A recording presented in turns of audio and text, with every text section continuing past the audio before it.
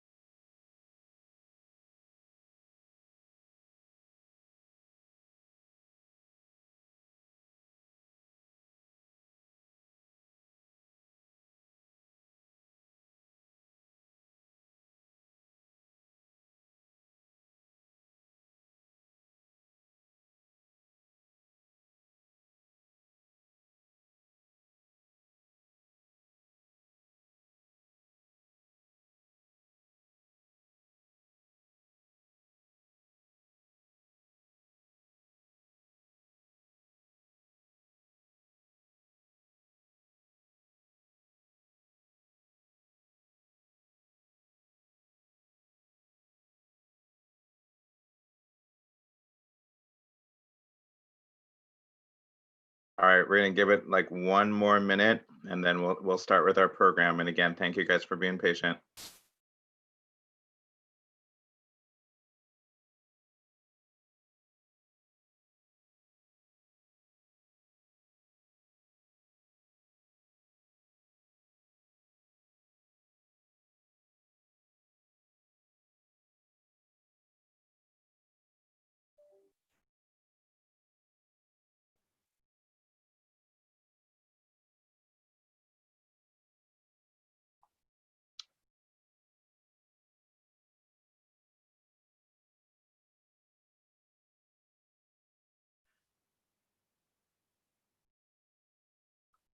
All right, it looks like we've got a good number of participants that have joined, so why don't we go ahead and get started. My name is Rico Kidding-Dongo. I am a civic design leader and principal at DLR Group. We're an architecture and engineering firm here in the city. You are all gathered today to join us in a conversation about the future of Cal Anderson Park, the 2020 Cal Anderson Park Community Conversation and Vision. Next slide, please. So do know that our intent is to record this session today. So do be aware that the conversation and comments will be recorded. If you don't want to participate due to the fact that it is being recorded, do know that we have a website that you can go to get more information about the project. There's an email address where you can provide your comments, or I'm sorry, where you can send your comments and ideas. We do want to make sure that everyone is heard and that everyone has a chance to be involved in this process. And so the recording today is just so we can capture everyone's ideas. Nathaniel, do you want to go ahead and start the recording? Sure, and we are recording now. All right, thank you. So what you see in front of you is our agenda. Also note that because we're using Zoom webinar as our platform today, that you will see the presenters that are a part of the that are moderating the conversation today, and you will have the opportunity to provide comments as a function of the live polling sessions that we're doing, and we have an open public comment period after our short program for people to provide input via a Q&A format where you can type in your questions, and then I'll also provide people the mic virtually, as it were. Would much rather be doing this in the park, although it's the weather's not so great today. But in the absence of being able to do that due to COVID, we really appreciate you guys taking the time to have this conversation with us virtually. What you see in front of you is our agenda. I'm gonna hand the mic to Andy Sheffer, who is our director for Seattle Parks and Recreation, who's gonna talk about the vision for the project, mission for parks, and do a land acknowledgement. We're gonna talk a little about the history of the park. Why are we talking about inclusivity right now? And then move into the live polling that I mentioned a moment ago. That will include some considerations of manifestations of community that have already presented themselves, community garden, conversation circle, and public art. We know that there are many other things that we want to be talking about and needing to be talking about. Those are just three that we wanted to make sure that we included in the conversation. Like I also mentioned, we'll have an open public comment period, and then some concluding comments and discuss next steps. And with that, I don't think I missed anything there, did I, you guys? All right. I'm gonna turn it over to Andy to move us forward.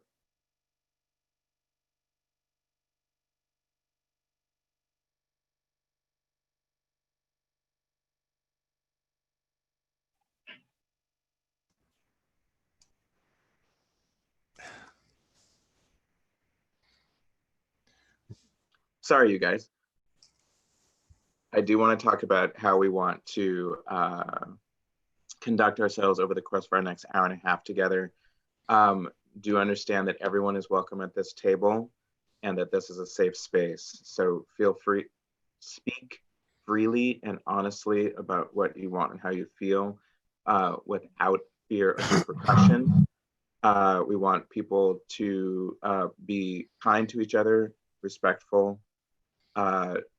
Please step forward if you have something to say, but then step back to give other people space, even in a virtual format, in writing comments in the question and answer, or if you are mic'd, make sure you keep your comments to verbal within 1 to 2 minutes.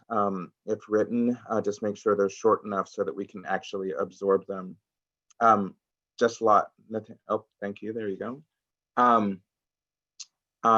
We are here to celebrate diversity. Everyone has unique perspective and lived experience.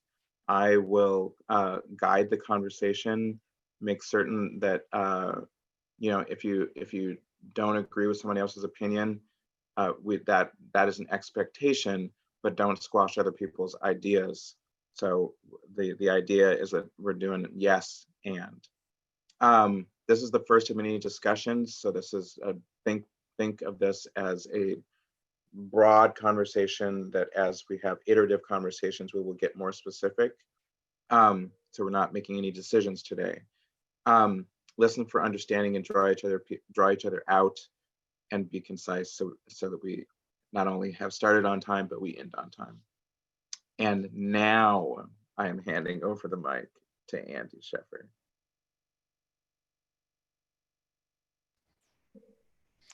Thank you, Rico. I'd like to start by introducing the project team.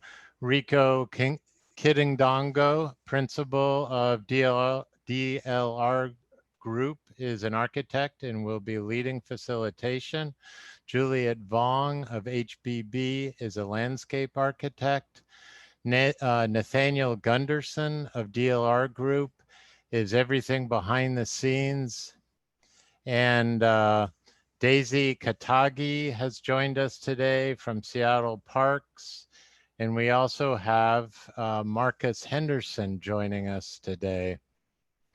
The vision for the project is to enhance the sense of belonging in the park, centering on the BIPOC and LGBTQIA populations, to build on and to sustain the health of the people, the health of the environment, and strong community. The protests of the past couple months have required that we begin a conversation about how Cal Anderson Park can better serve the community and more firmly speak to our values. The 2020 Cal Anderson project is about receiving ideas, developing ideas, and piloting ideas for new programming elements. This is a three-part process. The first meeting today is all about setting the stage and collecting ideas. In the second meeting in September, we will test the viability of ideas based on site constraints, opportunities, and interest. In the third meeting in October, we will discuss potential implementation of pilot projects and long-term strategy around bigger action items. In between the meetings, we will conduct surveys, interviews, and small site discussion groups to inform the decision-making. And frankly, this is really the meat on the bones, the participatory part of the project. Pilot projects that result from this project will enter a participatory design process in late October, November. We want to hear ideas from people who have previously been unheard or who have not been provided the appropriate space to share. We recognize the love for this park and see this as an opportunity to reinvigorate and reinvest in partnerships, programming that is relevant and welcoming, and stewardship in order to better sustain the park to make a sense of welcome more real. Next slide, please. Our project vision is the vision of Seattle Parks and Recreation. Healthy people, healthy environment, and strong communities. We carry out our vision leading with equity, centering on the underserved.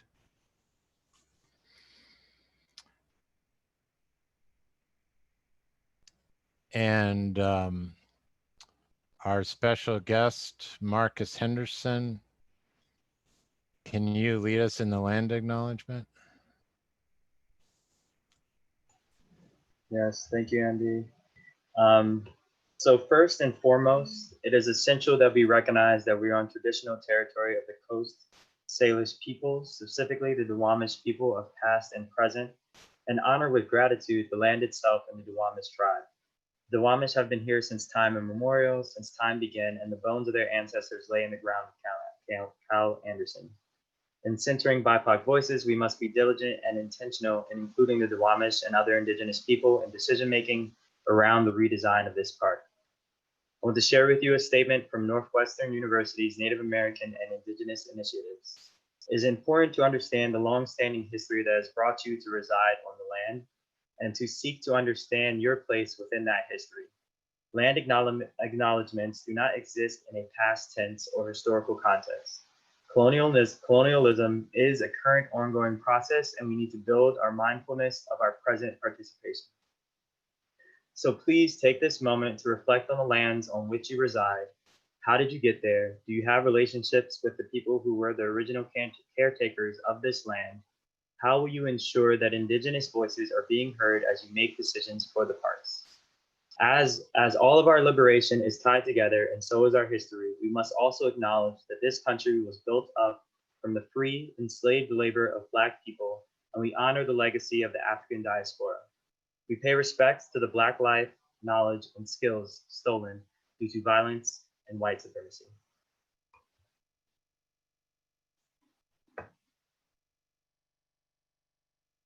Thank you, Marcus. Really appreciate your words of wisdom, and thank you for that land acknowledgement. Nathaniel, can you go to the next slide?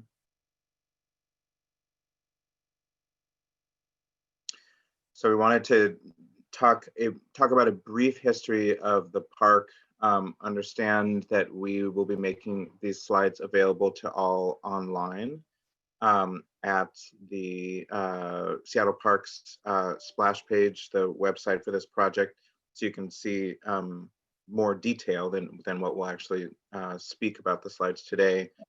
What we know is that this land did not belong to us, that it belonged to others.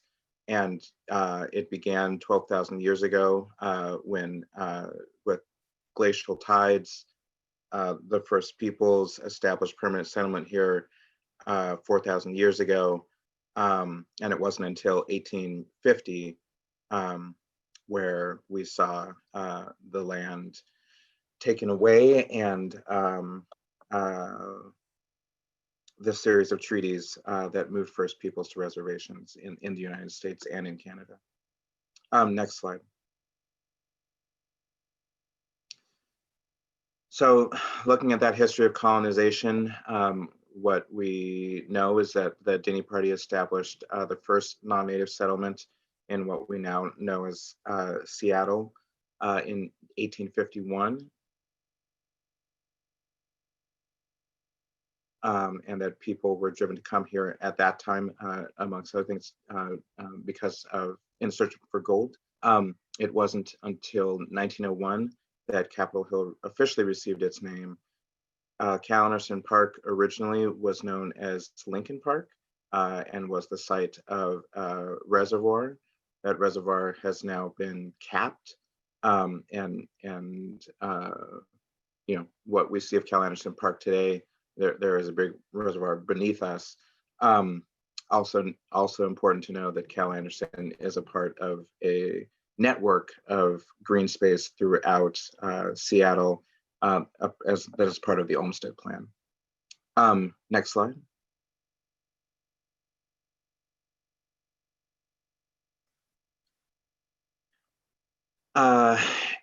In celebration of the LGBTQIA+ community, we now have a park that celebrates Cal Anderson, his leadership. Cal Anderson was appointed to the State House for the 43rd District in 1987. This followed many activities, actions, protests, reform. We know that in 1973 through 75, City Council passed non-discrimination laws and non-housing discrimination laws. We had our first Gay Pride Week in 1974, followed by our first Seattle Pride Parade in 1977. We now celebrate, I like to think we celebrate every day, and we celebrate in the park on a regular basis the great diversity that we have in not only a Capitol Hill community, but in Seattle and the region. Next slide. I should note, I didn't say this before. You can also get more information about the history of the park on the historic Seattle website, and if you go back to the slides later, we have a link. So why are we talking about inclusivity right now? So a whole lot of reasons, not the least of which, in a time of crisis for not only the nation and the world, which was renewed due to COVID, what we see very plainly in front of us is the huge disparity between those that have and those that do not. And what we know is that for communities of color and for the Black community specifically, that we have been underserved, and that in a time of COVID, that those disparities are even more pronounced. What you see on your screen is the CHOP and the CHAZ, which manifest during the as a function of and following the George Floyd protests, following that travesty and struggles with the police. What we finally came to was a small moment of peace and coming together in community in the neighborhood and in the park, where people were able to celebrate culture, speak freely with each other, share information, and share each other's hearts. What we are hoping in this conversation today and the conversations moving forward is to capture the energy, the positive energy, activity, have the difficult conversations, hold ourselves accountable, and determine how some of what happened over these past couple of months can be, for lack of a better word, memorialized in the park, but also how do we create a living condition and active public space in the park that is informed by the people. Next slide. So I mentioned this before, we have a series of live polls that we want people to participate in. Before we jump into the first one, I wanted to talk briefly about a model for healthy community and how Cal Anderson fits as a part of that. So what we understand is that, economic stability, food, access to education, quality healthcare, the community and social context that is central to our lives, and then the neighborhood and physical context that surrounds us. If all of those things are in sync, and if we have access to all of those things in the way that we need it, we do well as individuals and as a community. If any one or more of those are broken, then we do not. Cal Anderson Park is a part of a system. I think that what we are looking to do now is to breathe more life into it through a community conversation. This first live poll, it is for you to put out a word or phrase that embodies inclusion to you. I'll let Nathaniel talk you through how that works with your phones or your laptop. All right, so if you're joining by text, you can send 2020 CAP to 22333. This instruction is down below here at the bottom. Also, you can join by web by going to pollev.com and enter that same text 2020 CAP. And then so you can just start to send your responses here, and we'll show them shortly.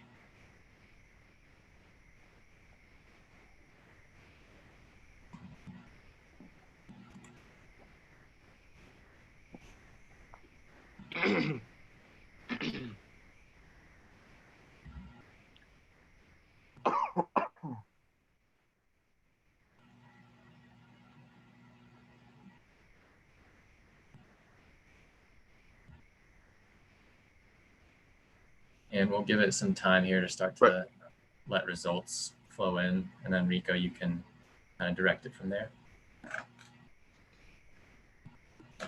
Yeah, why don't we give it another 10 seconds for make sure that everyone has the instruction.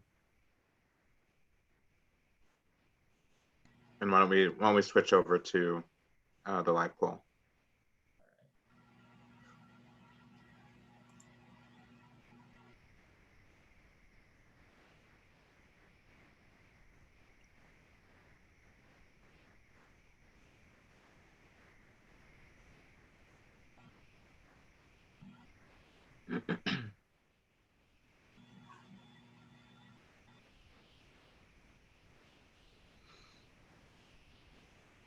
So there's a strong consensus here around diversity, belonging, respect,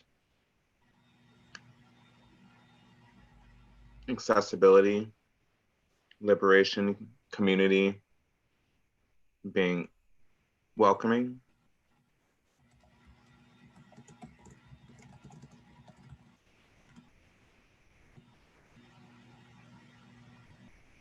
This is great. So we're gonna let it go for another 15 or 20 seconds to make sure that everyone has had a chance to provide their input. I did mention this before. There is a filter that if the system picks up bad language, it automatically omits it. So just if you put something in and it doesn't show up, that's probably what happened. It got picked up by the filter.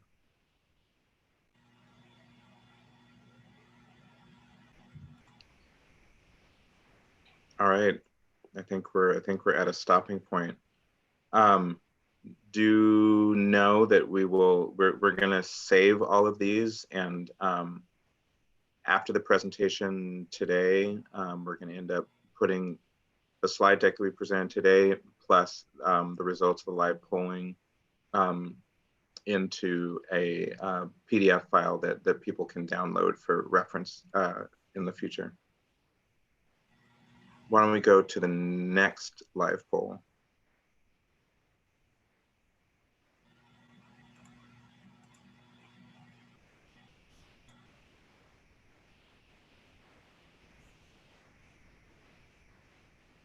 All right. So this second poll is to ask what is one word or phrase that embodies your vision for the park? And again, Nathaniel, I'll turn it back over to you. All right, yeah, so you can just continue messaging to the same stream to 2233 and post your responses there. Or if you're on your computer, go to pollev.com, enter 2020 CAP, and you can start to put in your responses here, and we'll jump over to it in a sec.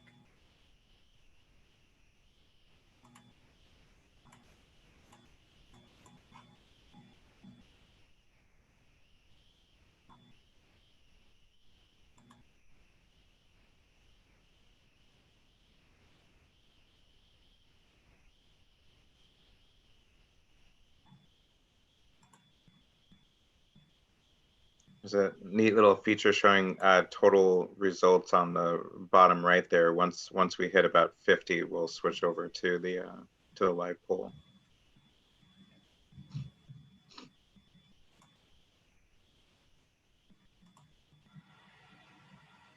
All right, I can't stand it anymore. 440 is close enough. All right, here we go. Centering on community. Creating an open, welcoming, and safe space. Acknowledging boundaries, making certain that whatever we do here is accessible. reflection, and peaceful, allowing for gathering and stewardship. Appreciate the addition of urban agriculture here. Empowering, important, and healthy. Camaraderie.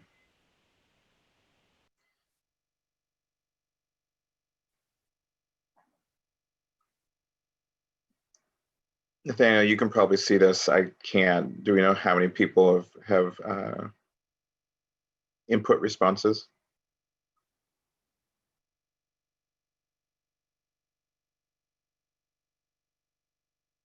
Looks like we're I can't see it at the moment. okay. That's all right. All right, we're almost at time. So, all right. Thank you, guys.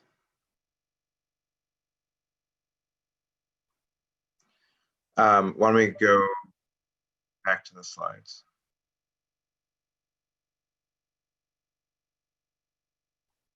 So, as I mentioned in opening comments, this is just the start of a conversation. What you see in front of you is existing community initiatives, programming and physical components that manifest over the weeks of the Chop and the Chaz, whether art, gardening, conversation. This is activities that happen, and then physical manifestations that supported those activities. Next slide.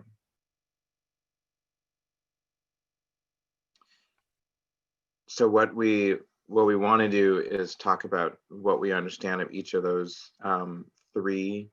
Talk to you about how you see their importance, and then have a broader conversation about what we see as needs in the park, with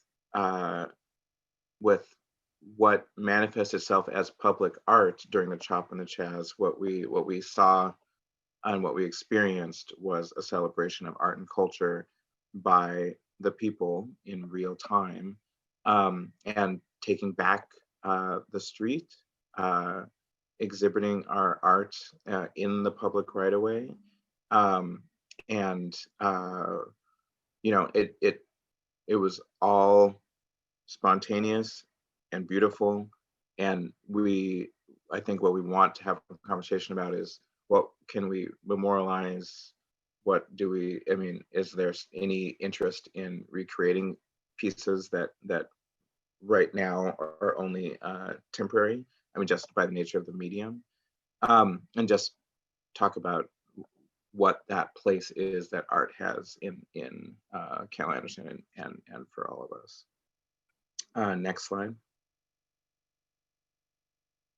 And we also want to recognize the time and the investment, the connection people made to the land itself physically with the garden program. I think gardening, pea patches, community gardens kind of represent a very visceral connection to land and our ability to I guess, interact with, recognize where our food comes from, support healthy eating, and just accessibility to fresh produce. I think it's my pleasure to introduce Marcus Henderson again of Black Star Farmers, who was very integrally involved in this component out at Cal Anderson, and he's better suited to hear it directly from him. Thank you for letting me speak again. I would like to acknowledge that I am not from Seattle, been here for a year and a half, but the people that built that park are from Seattle.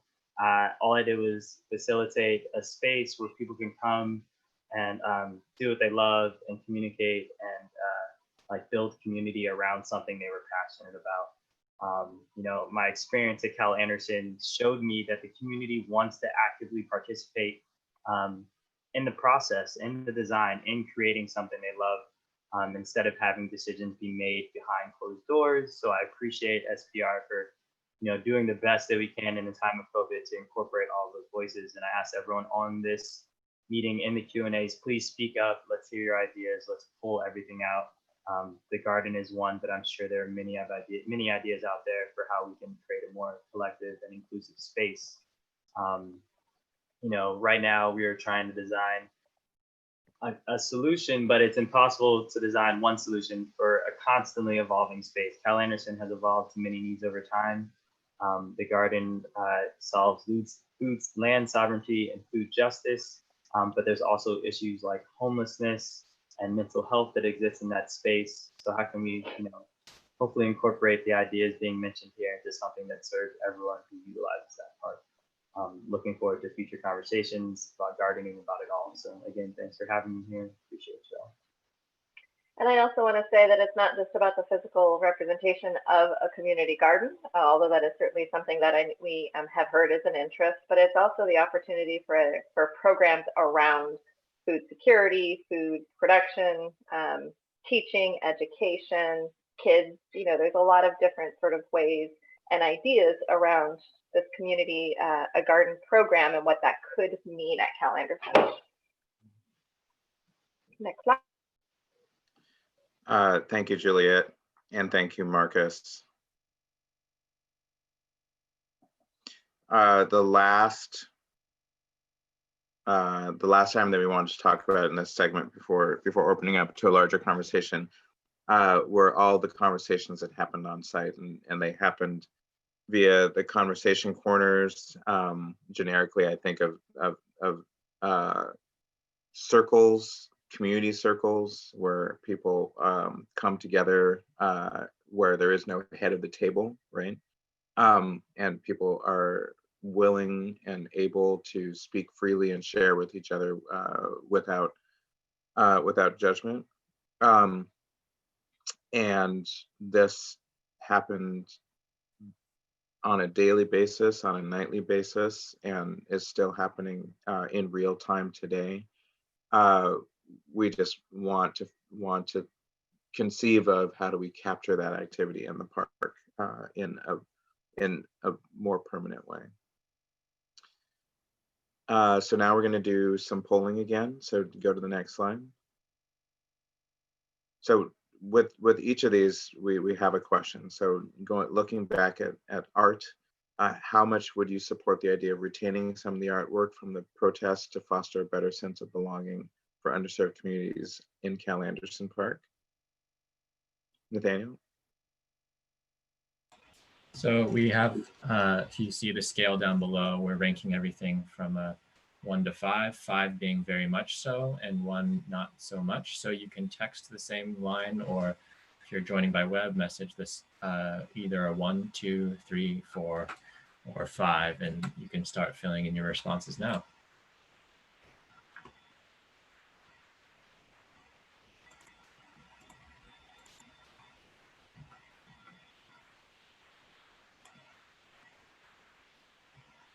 Looks like we have almost 40 people responded so far. So Rico, just let me know, and I'll go ahead and move over to the live poll.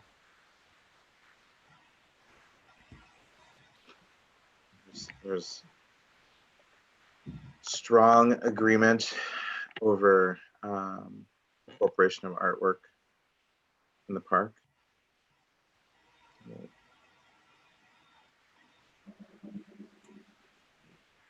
Give people another minute to make sure that everyone has a chance to have their vote.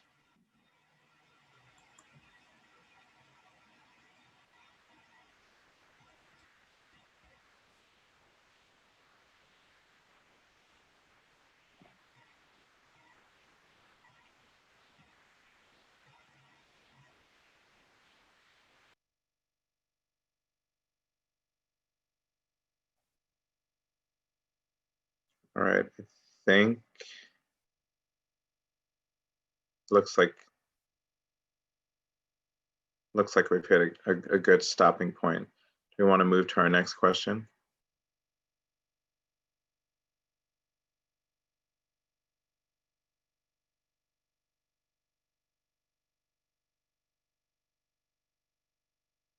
Yeah, perfect. So our second question, how much would you support the idea of a garden program to better foster a sense of belonging for underserved communities in Cal Anderson Park? So go back to the poll again.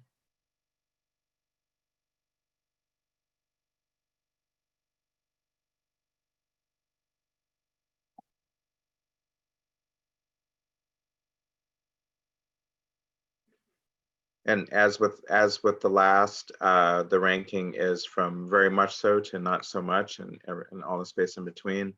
That 3 is generally just if you are ambivalent or don't have a strong opinion.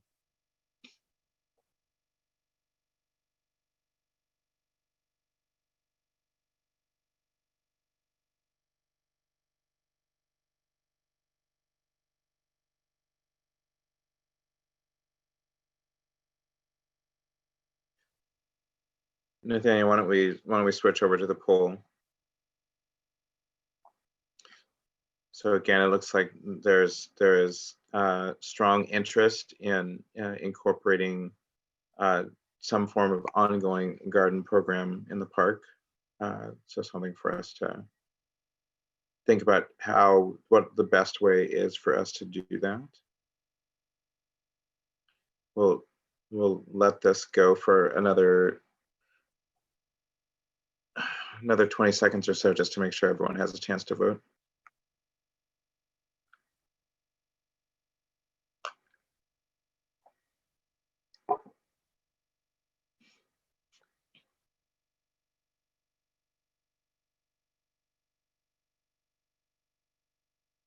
All right, why don't we go to our last question?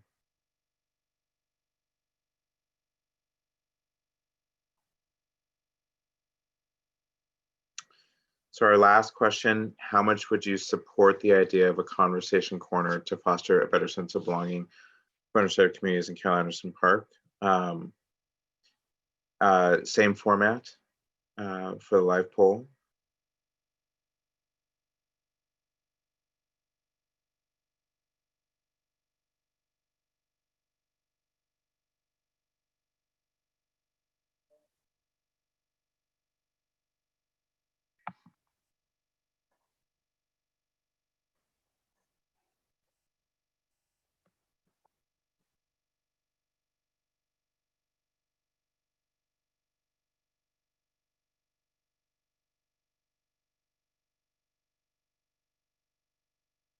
All right, let's go to the live poll.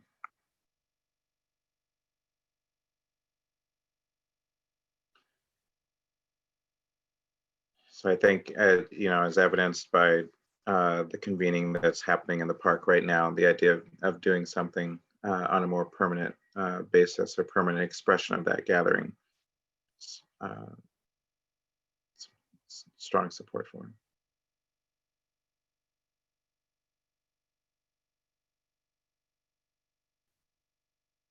Let the poll go for another 20 seconds.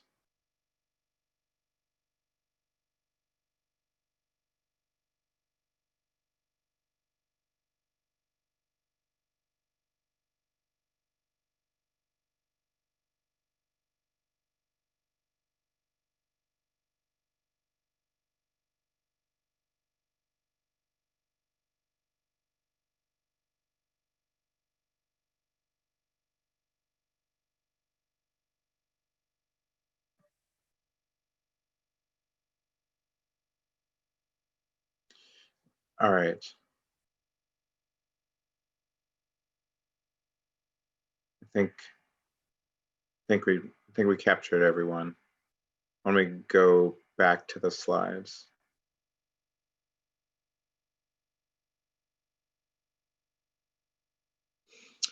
So here's where we want to open it up. We want to talk with you and hear from you. What other ideas do you have? What questions do you have?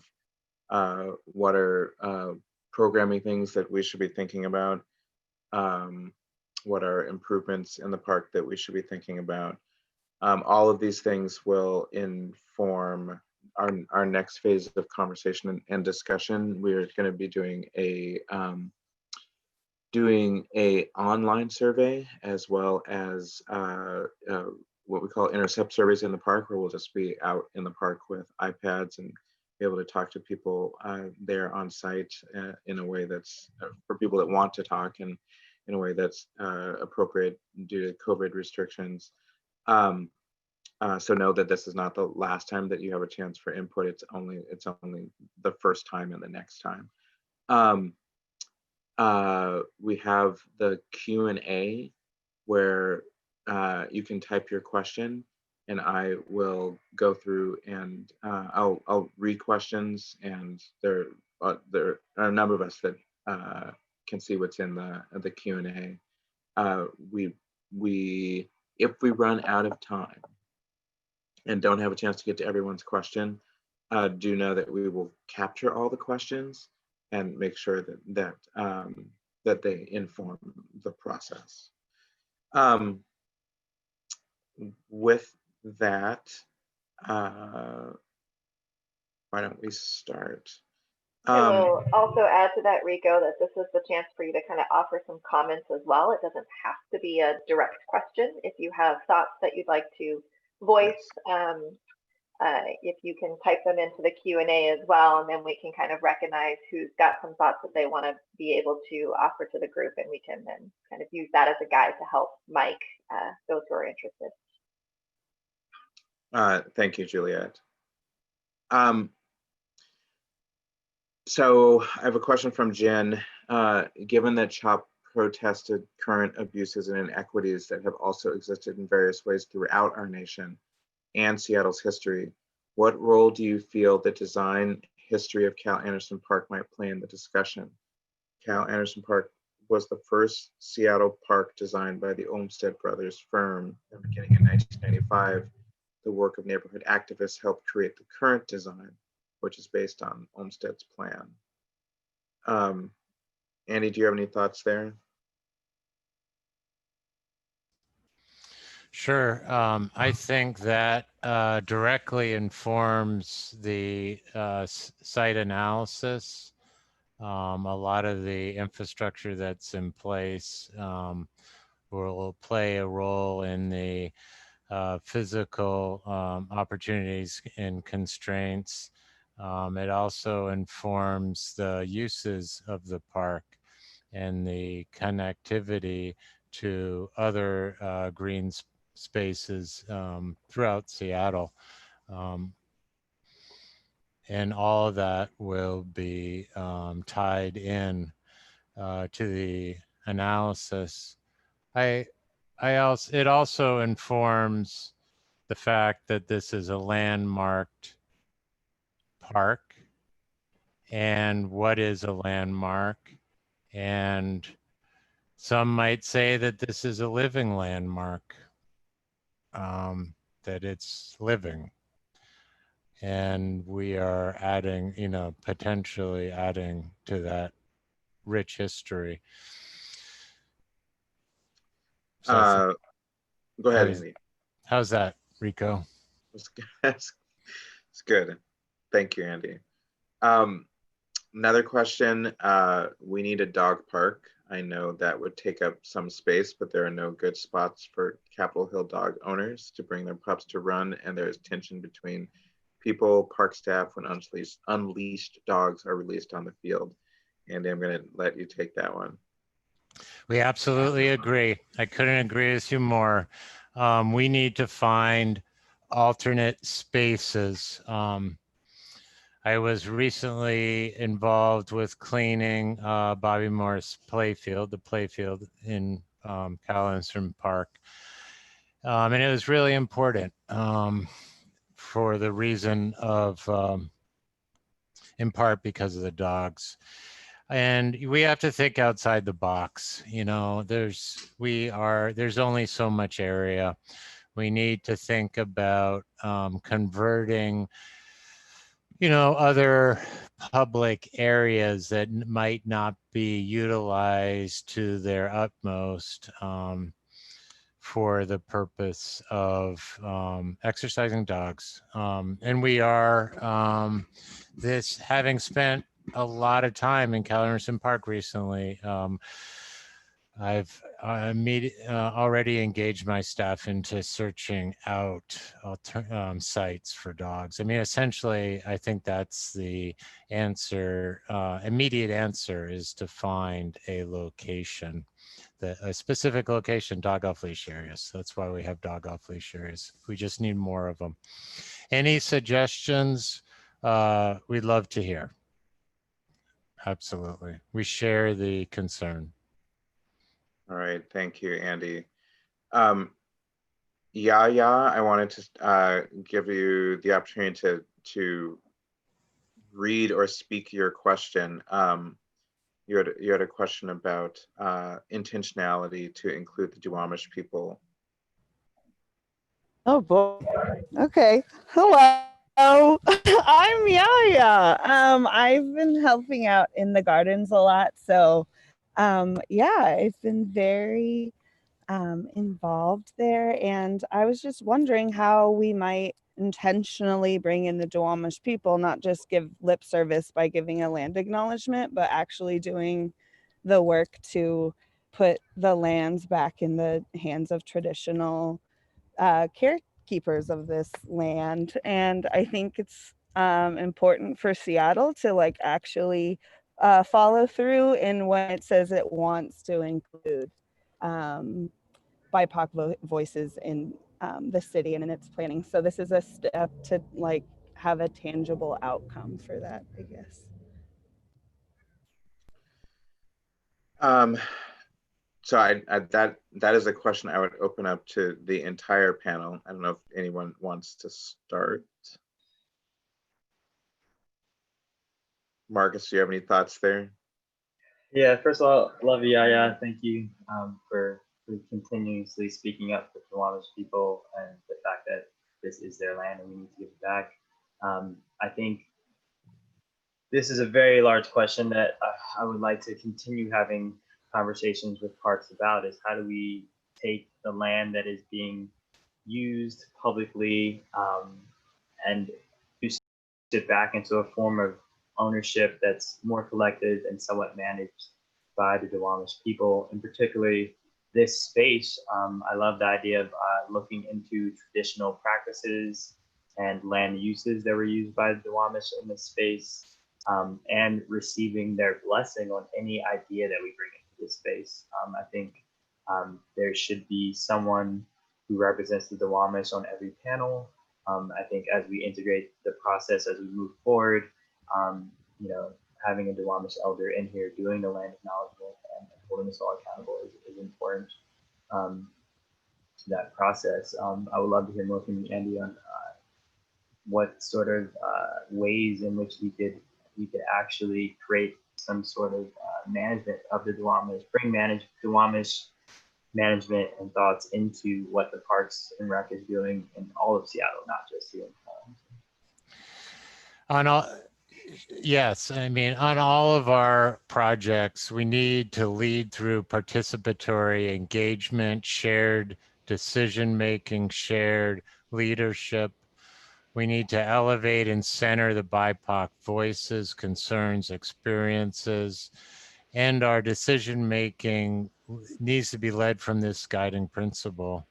Of course, we utilize an equity analysis tools to be so we can hold ourselves accountable.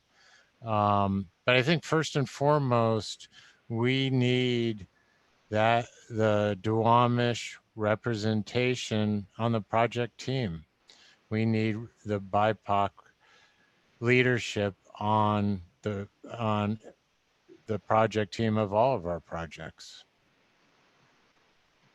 And that needs to be authentic and assume a leadership role. And we have to hold ourselves accountable. I mean, you're absolutely right. And those values that are shared in those projects will be evident. I mean, that's another source of accountability.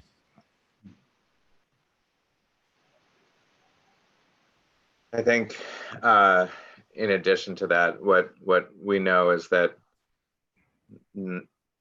we do need to invite all voices to the table and know that not every decision will be agreed upon by everyone. And so there is a process, and I think that we will be authentic in the process and honest about what we have resource to do and what we can do, and what we can't. And we do need to be held accountable in that process of discovery, and bring as much resource as we possibly can to the effort. Jumping back into the questions, I have a question. Can you clarify what a conversation corner would entail? I think that's an open question. I think what we know is that people freely gather in the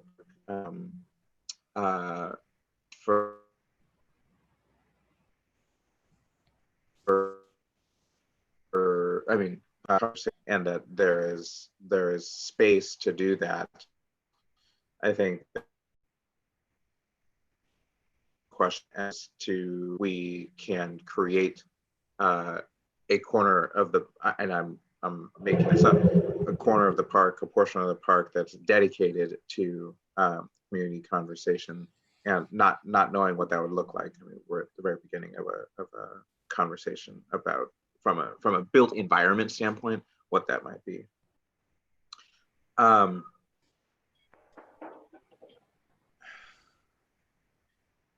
Is there a plan to address safety, i.e. appropriate landscape and lighting? What we know, and Juliet, I probably should put this to you, like with all Seattle Parks and Rec sites, there is a specific analysis done, which is called SEPTED, to ensure that there is adequate view corridors, lighting, and safety. Julia, do you want to talk about that for a minute? Yeah, so it's just kind of a process, and I think it is important at this park, and it's important to not just do it once and then, you know, kind of just move on, but to constantly sort of come back and think about and reevaluate who's using the park, how is it being used, and how are people, you know, what is making it feel safe or unsafe. And so it's the whole concept behind crime prevention through environmental design is looking at the design of a space, all the various tools we have to use, site distances, lighting, landscape maintenance, activation of a park, programming of a space, inviting people in, getting people excited, making them feel a real sense of ownership in a space. And all of these things combined lead to a sense of safety, of security, of protection as you're actually physically going through, walking, using, going past, looking in. There's a lot of different ways to experience the park. And so part of that analysis that we do is just inherently tied to what are the ways we can always make it better. Thank you, Juliet. Zach, I wanted to give you the mic to ask your question about Capitol Hill Eco District.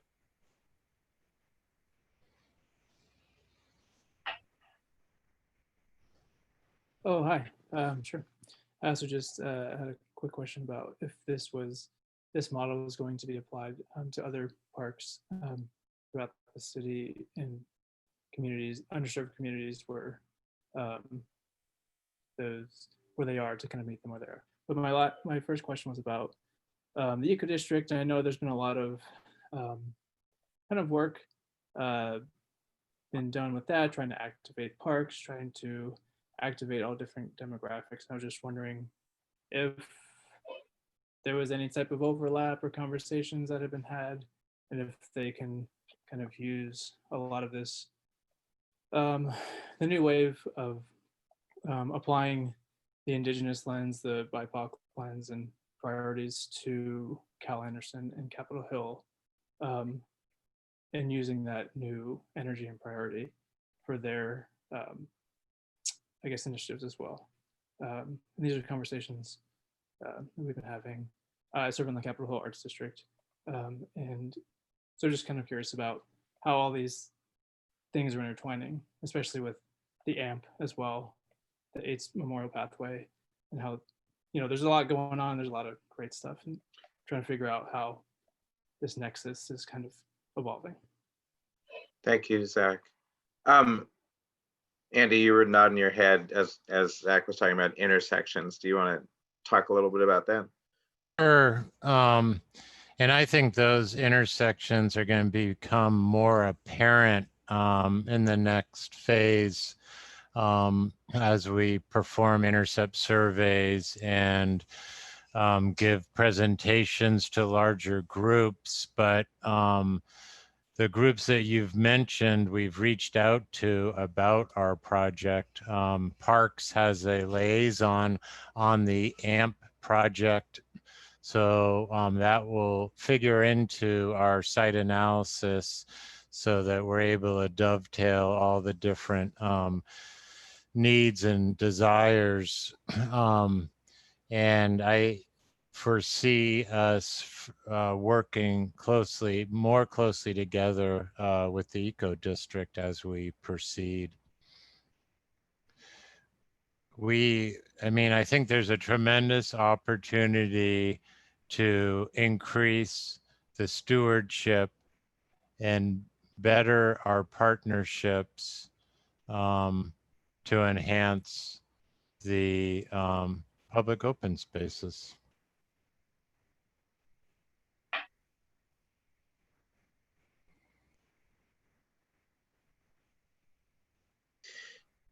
Thank you, Andy. A few ideas that got put forth in the Q&A. A large covered gathering space for community members to convene. Open to the public the currently closed building opposite from the bathrooms. Repurpose the pump house to better serve the community. All good ideas for discussion.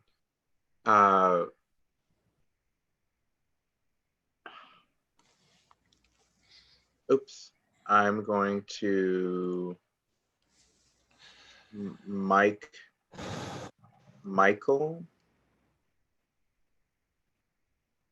I don't know if that just worked. Michael with Capitol Hill Housing. Can you hear me? Yes. Oh, hey, Rico. How are you? Doing all right. How are you? Yeah, my question was really around the shelter house, so that space opposite the bathrooms that someone else just referred to.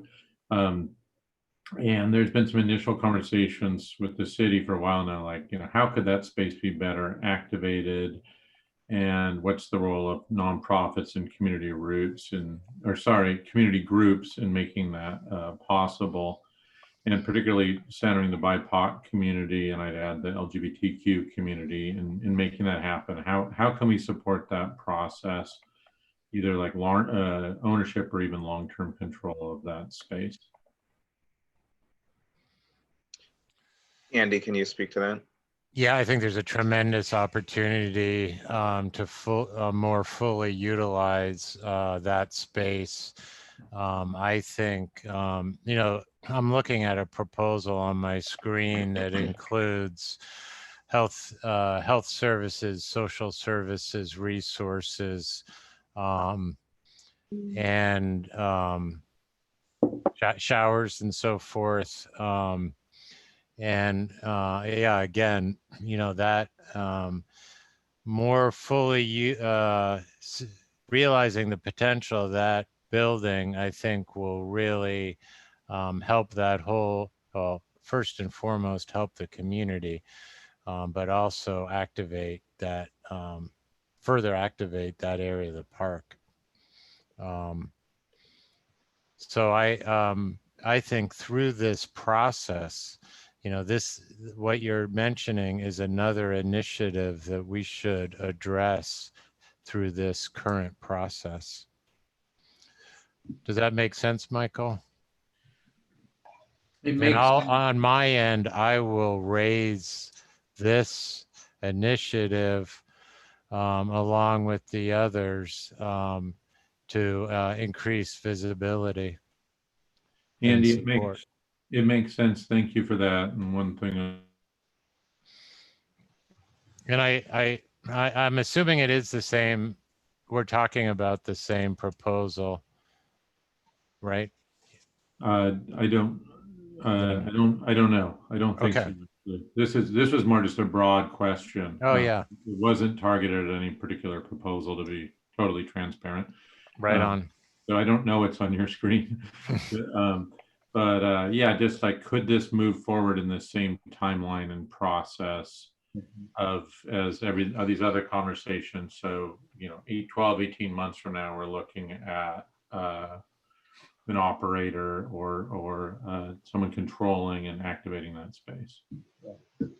I So- think it all depends on sustainability and having a sustainable plan. So hopefully we can develop a plan like that. I can't really commit to a time frame without a really clear plan. But I just think there's so much potential with that structure. So I would hope so. So Andy, this is a related question from HDA. The city that says the city does a very poor job of maintaining the park. What is the plan to improve maintenance and maintain the proposed new design elements? I wonder whether there's an overlap there with that discussion and this idea of some sort of partnership. Yeah, I think any initiative is for any initiative to be sustainable, it includes operations and maintenance. And I mean, that is the lifeblood of an initiative. And it's, yeah. So like an initiative is only as successful as it is sustainable. And I am hopeful that all these initiatives are sustainable, and we will work with the partners. The other aspect to this is activation. A park is very difficult to maintain unless it's positively activated. If the buildings are constantly getting broken into and we're constantly having to repair windows and doors, we want to create an environment where things aren't constantly in disrepair. So in a sense, where these initiatives create a level of activation that lessens the maintenance as well. Andy, here's another for you that is of interest. How about opening the streets next to it, I assume it being the park, to pedestrian only streets to better transition this public space with the businesses in the area, restaurants and retail. Then it's not a drive-through area, but a real community public square. I'm not sure which street or streets, but do you have any thoughts there? That's a conversation with SDOT, and we'll bring SDOT to the table. I will absolutely be glad to start that conversation. There have been conversations about Nagel, the alleyway to the immediate west in the past. Right. I think we can respond to that question with SDOT at our next meeting in September, for sure. What are the possibilities? And that also dovetails into the site analysis. We could extend the site analysis out to the right of way a little bit. Yeah. So we promise to work with our partners at SDOT. Another question, the community room is underutilized. Has the city considered converting it to an incubator cafe space run by an entrepreneur from the BIPOC community? Yes, so this goes back to that previous question. What are our options for the that shelter house, and also what we've been talking about as far as centering the BIPOC population. So, and underserved populations, LGBTQIA as well. What function could that comfort station best perform for the community? Having it vacant and not used isn't serving the community. It's not serving the park. So we support a partner, partnering, coming up with some ideas for that. It sounds like that's definitely going to become part of our work here, Rico, which is exciting. Yes, it is. Having indoor conditioned space in a park is unique. And there's an opportunity there. Yeah. Natalie Garcia, I wanted to give you the mic. You had a question about prioritizing needs. Can you hear me? Yes. Thank you for allowing me to speak. I want to shout out Marcus Henderson at Black Star Farmers for allowing me the opportunity to help out with this initiative. I just wanted to know how we're going to prioritize the needs of the marginalized, particularly unhoused, the people that are in that community, as well as the BIPOCs that have been displaced by gentrification in that space. There's a lot of talk about dog parks, and I think that's wonderful, but I also have been in this space for a while now, and I see that there are definitely people in need. And I also, in addition to that, I want to know how we're going to ensure that the BIPOC communities, I'm a BIPOC person myself, and I want to know how our communities are going to be looped into these conversations moving forward, rather than just saying we want to recognize BIPOCs and then kind of leave it at that. So thank you for the opportunity to speak. And do you want to respond? Sure. I mean, I think we're talking about two different components. One, this project, and then all parks projects. I can speak to parks projects, and on this project, and then we kind of want to, as we develop these initiatives, set an example for how we want all of our projects led. And that is obviously through participatory engagement, shared decision-making, elevating the BIPOC voices, concerns, and experiences, like I mentioned before, utilizing our equity analysis tools for accountability, and using and developing a really strong relationship, so that when projects come up, we can quickly access a group, groups of people to spread the word, to help us with contacts. So on every initiative, we immediately set up a team, a project team. Does that make sense?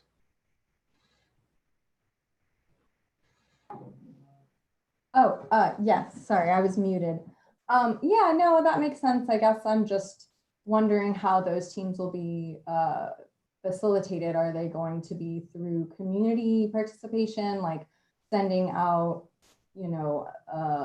a link on Instagram or something like that, where you have like social media, or is it going to just be within the Parks and Rec group? I guess I got to interpret what you're saying a little bit. Yeah, we use social media and Instagram and Facebook to elicit team support for projects all the time. And like, for instance, all these meetings were advertised through social media. I think a big part of it is to have the BIPOC, you have your community meetings where the BIPOC voice is centered, but you also need BIPOC leadership on the project team as well. And that's absolutely critical. Does that make sense? Yeah, no, that makes sense. Thank you. And any suggestions? I mean, I'm not, I don't want this to be a one-way thing. We need to work together. We need to hear, we always need to be improving. We always need to be doing better. And we need to hear suggestions on how we can better communicate. You'd think we'd communicate just fine with all these different avenues, but we can always do better. And I know we have a long way to go. Thank you, Andy. And Natalie, thank you for your question. I have another, how does Parks also intend to reduce financial and logistical barriers for the community to activate not only the shelter house, but also the other areas of the park that could be used for community events? Currently, the reservation process is very cumbersome and expensive. Yeah.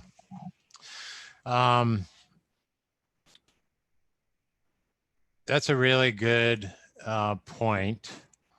And frankly, I've got a lot of different ideas. I mean, and again, it's just ideas. We need to develop some proposals, and we could develop some proposals specifically associated with this project. For instance, developing a fund to support groups to have events that, financial waivers, and we need to, that could be that could be one avenue. I mean, another avenue is what we were also previously talking to, whereby partnership, and that maybe there's some kind of partnership to be had associated with the shelter house as well. But I think that I think that having there should be an avenue for everyone to be able to have events in parks, and if that is a fund to allow for underserved populations to hold events, that's something we really need to work on.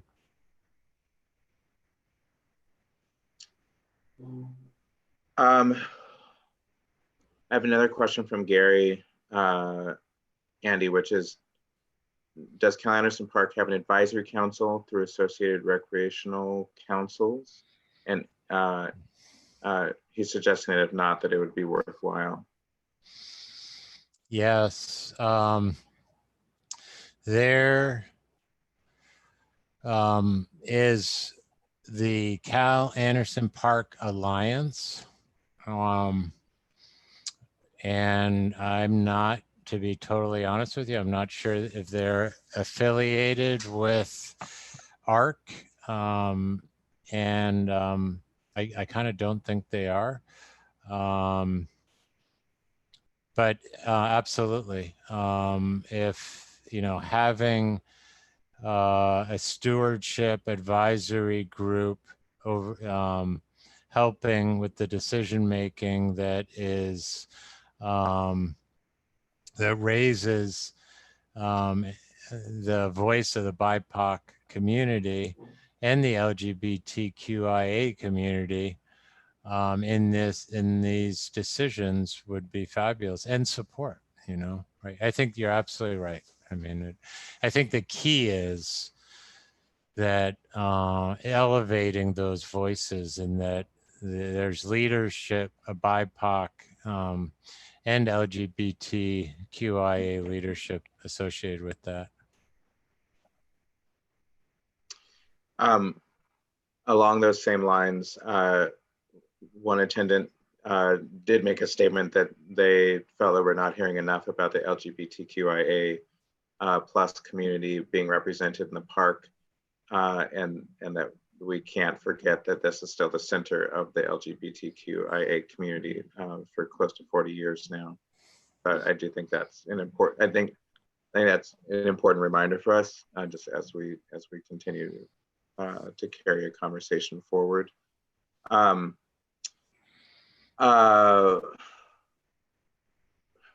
Ricurious Getter, I hope I pronounced that correctly,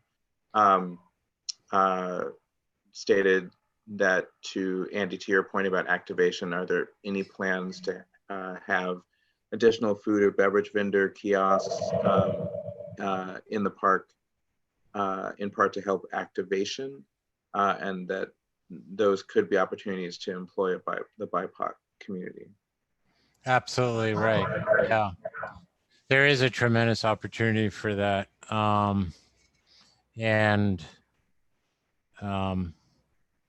That could also be included in this study, frankly, because it's nice to provide some infrastructure for that, so that it's easier. But Ricurious, we need to look into that further. There's a kind of a sustainability model for food trucks, and it's sometimes it's kind of tough to hit it just right. But boy, having been out there recently, it's amazing how many people are at Cal Anderson Park on a regular basis. So point well taken. And I think we should look at that in this study. I have another question from William the Rev. Is there a way to incentivize BIPOC and LGBTQIA contracting through the city in maintenance of the park? Would the city budget dollars be better spent contracting privately? Is it a private company that currently maintains the park? I think the answer is no. No, it's Seattle Parks. Guys,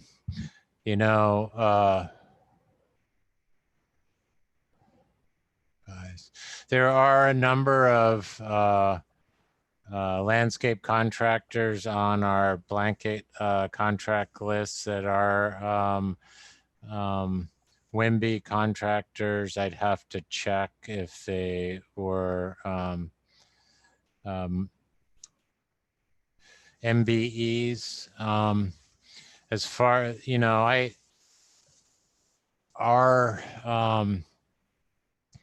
I guess I'm trying to get to the root of that question. I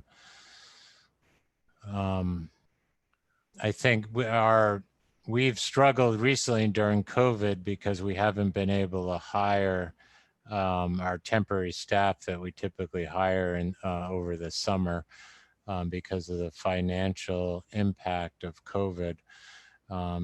Typically, I would hope that we would be able to keep up with the maintenance of Cal Anderson, especially if we increase the activation, thereby decreasing the vandalism.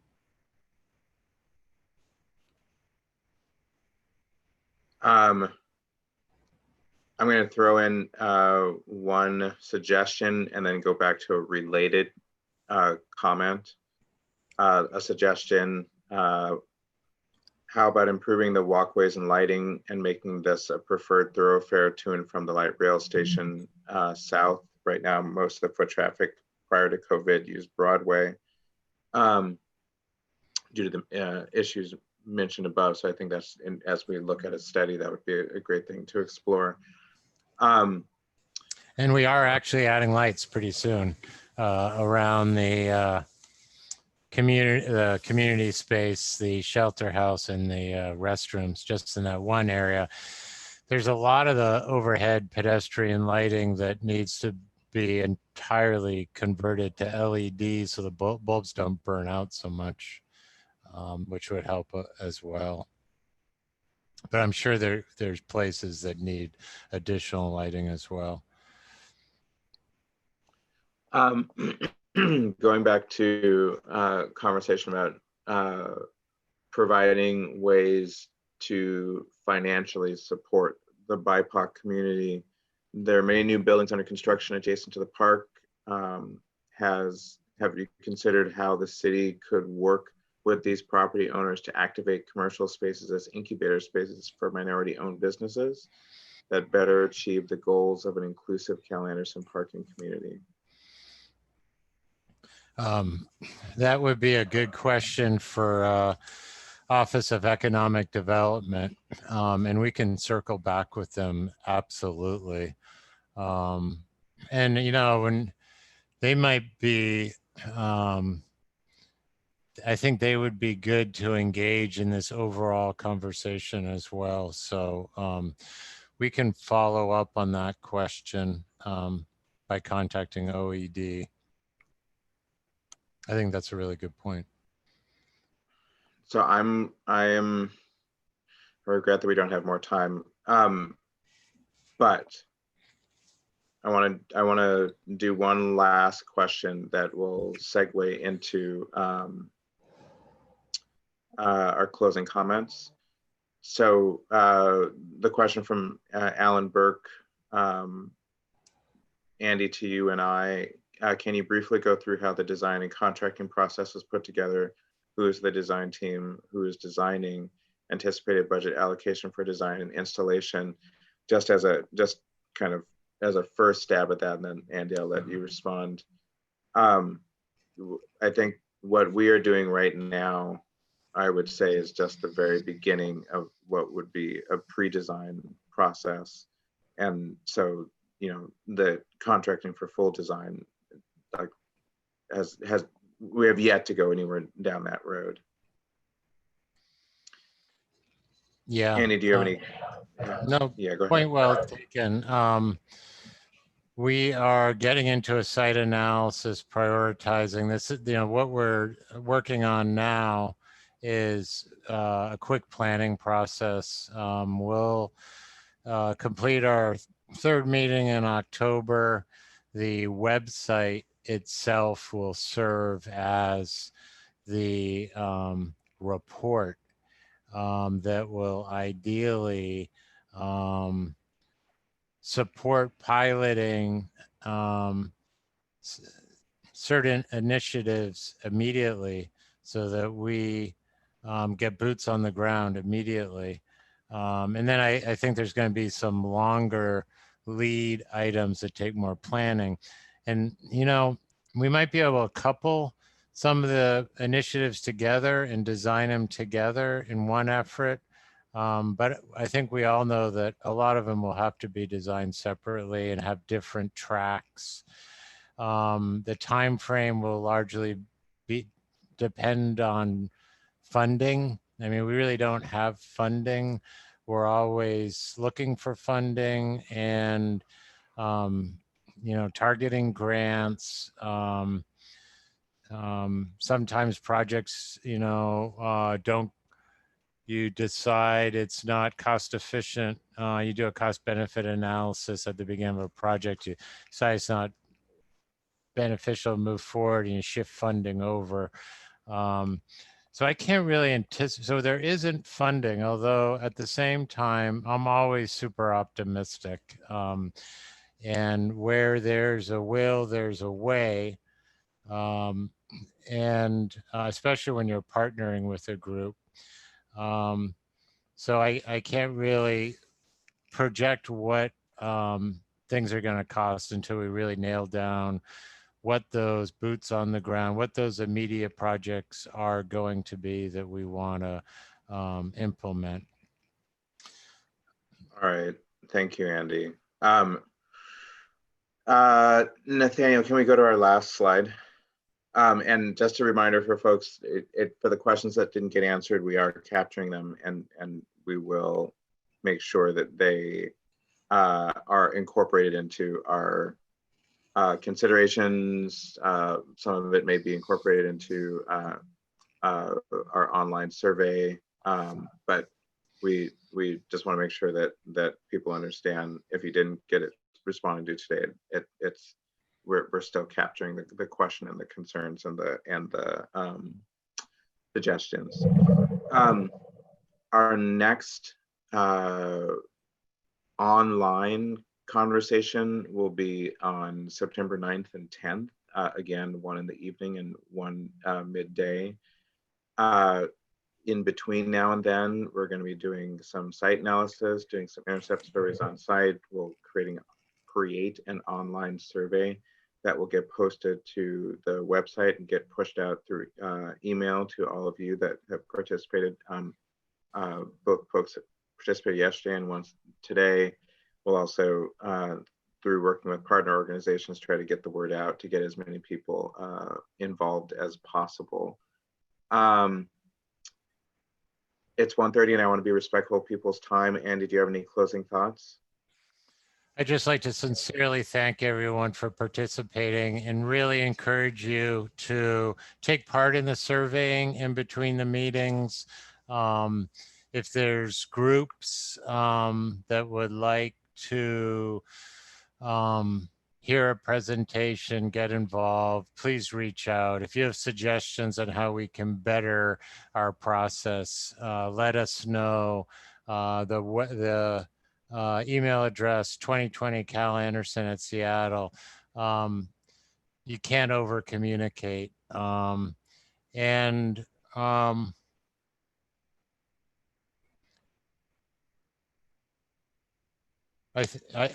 mean, lastly, I guess I'd say I really do think that this is a huge opportunity to reinvigorate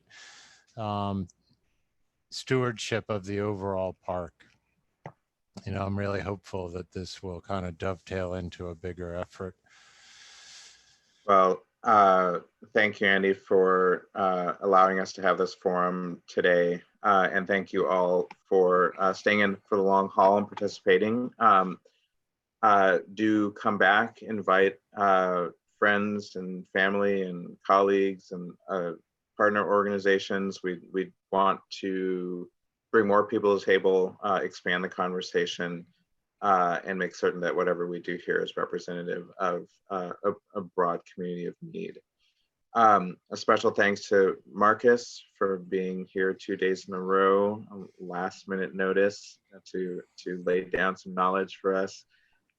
We appreciate you, man, and love the work that you have helped to make happen in the community here. Thank you to Juliet and Nathaniel for all of your hard work as well. And thank you all for your time. Enjoy the rest of the day. Hopefully we'll see some more sunshine here real soon. Thank you, Rico. Yeah, thank you, Rico.